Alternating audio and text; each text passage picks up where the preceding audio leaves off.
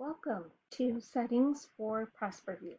This is intended to be a quick tour to show the types of settings that you have available for ProsperVue users. Separate videos drill into more detail about how to control each of the settings.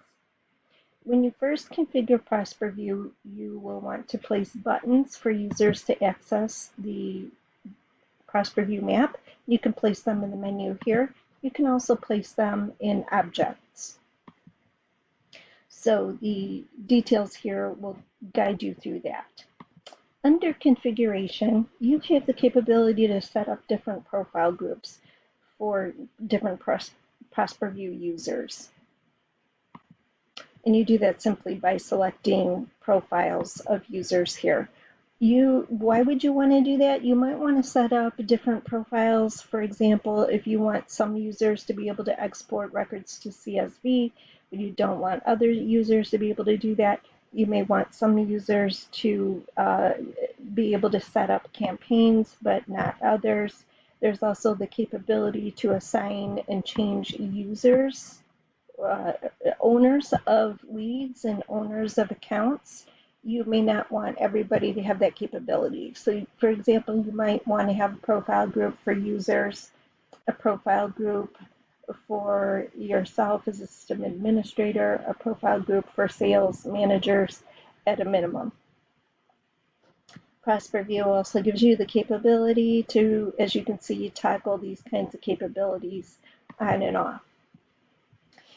For object setup for each of the profile groups, what these objects refer to are the tabs here that show up at the bottom panel of ProsperVue, and these are also the pins that populate on the map. You can use standard objects and custom objects, up to 5 objects. To configure them, simply click on the settings icon, and here you can choose fields that are used for geocoding. You have the ability to mask fields. These fields may be in your database, but you might not want certain fields to be visible here for users according to GDPR or California consumer privacy laws. So you can set all that up in that area. For actions, what these are actions that show up here in the left panel, and they also show up when you mouse over pins. So you can make some actions available or not available to various users based on the profiles. Change owner is what I referred to earlier. We can change the owners of records. Related records allows you to see records that are related according to corporate hierarchy. You do need to have a common key in your data to link these records all together. What that will do, when you click on this related records icon, all pins will disappear except for records that are related to Anderson Auto Body. If Anderson Auto Body were, say, a subsidiary, perhaps it's a franchise or a branch of a larger organization, you would see all those related records show up here in the bottom panel, and the pins would populate on the map. In the Select Fields area, this is where you select the fields that show up in the bottom panel and in which order you want them to show up in the bottom panel.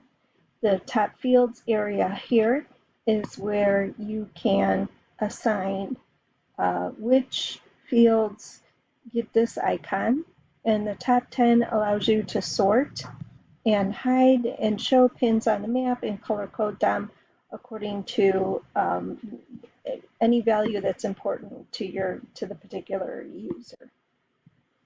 Summary field will take a summary of all data. For example, here we use total annual contract value as an example.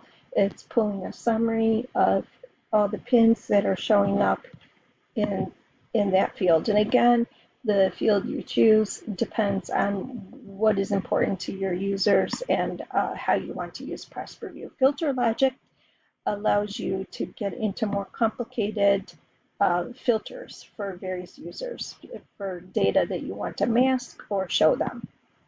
Under geocoding is where you can set radius distance.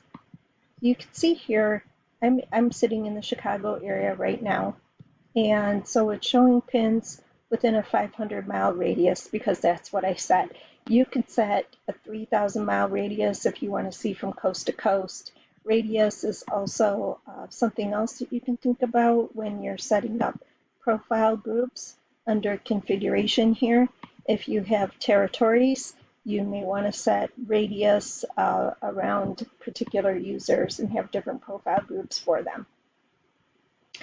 You can select different countries for ProsperVue. We're looking at the United States map right now, but ProsperVue works globally. And you can schedule the geocoding. So you can schedule it to geocode in the middle of the night. It will automatically geocode new records that you put into Salesforce. So if you don't want it to interrupt operations, you can set it to happen at any time you want. Or you can set geocoding manually. And under licenses where you can assign users to ProsperVue. So again, that's a quick tour of the settings for ProsperVue, and there are videos that drill into step-by-step how to do each of these settings.